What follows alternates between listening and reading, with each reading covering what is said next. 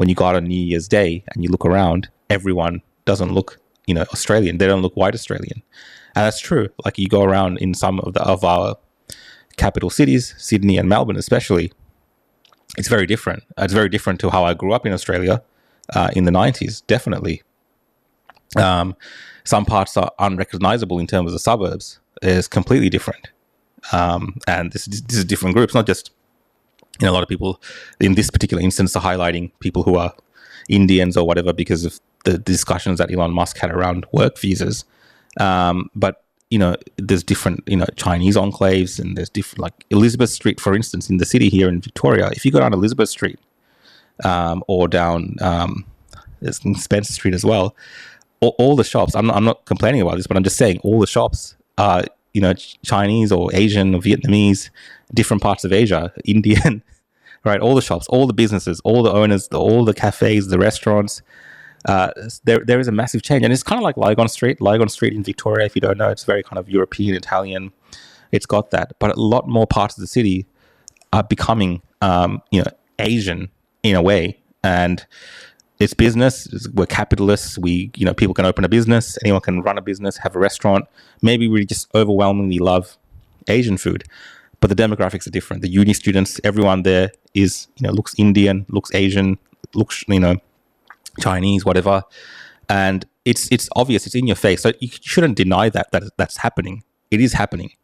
What I was just saying is, I don't think this is happening per se from the migrant side. They're not coming to replace people. If we talk about something like the great replacement theory, they're not coming purposely. These people are not coming to replace people, but the policies which are being enacted and the way that the country's moving creates an environment where culturally Australians and Australian culture, Western culture, white Australian culture, Anglo traditions can be replaced because those things are not being protected in the same manner or being celebrated. And Australia Day is a great example. You're coming into a country just imagine as a migrant, you're coming to Australia.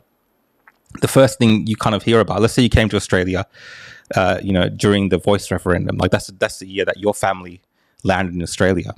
The things you're hearing in the media is that, Australia is doesn't belong to anyone. It's a settler colony. It's on stolen land. We can't have an anthem that celebrates Australia. Australia Day can't be celebrated. The flag is racist. We don't want to have any of these Australian flags. These are the things that migrants are hearing. So, of course, it's going to change their interpretation of what Australia is as well. And there are people saying things like, oh, well, these migrants should just come and become a part of Australia and the identity, and they should throw everything away. But the problem is they're coming into a country that is rapidly actually losing its identity. Australia is losing its identity. And when I talk about how the migrant populations can potentially dominate Australian culture, the fact that I say that is not because I think it's better that that's happening. I'm saying that as like a warning.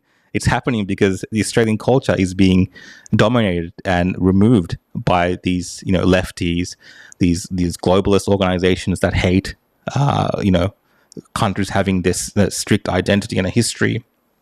All these things are being removed, and in that void, other people are filling it. And I don't think it's being done on purpose, but it is happening.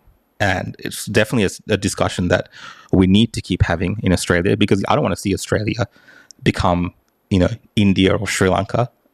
Even the migrants coming here shouldn't want these countries to become like that. But without them even knowing, it can become like that. And I just don't particularly blame the people who are coming. I just blame the people in power here. I blame the leaders. I blame, in some instances, I've openly blamed, Western or white Australians in terms of not actually fighting for these things and fighting for their country in a manner that preserves history and the traditions of the West. You go overseas, the people, one of the most important things in most parts of Asia is protecting the history and keeping the history, taught in schools, people being patriotic. These are very important things in many other countries, except in most of the West. The only part of the West where this is kind of important is in Eastern European countries. I've noticed a lot. And places like Italy and stuff, and the Greeks, they're very proud of their culture and their history for many different reasons. But a lot of other places, it's being diluted and moved away. So that is some of my views on this. I'll get to some of your comments.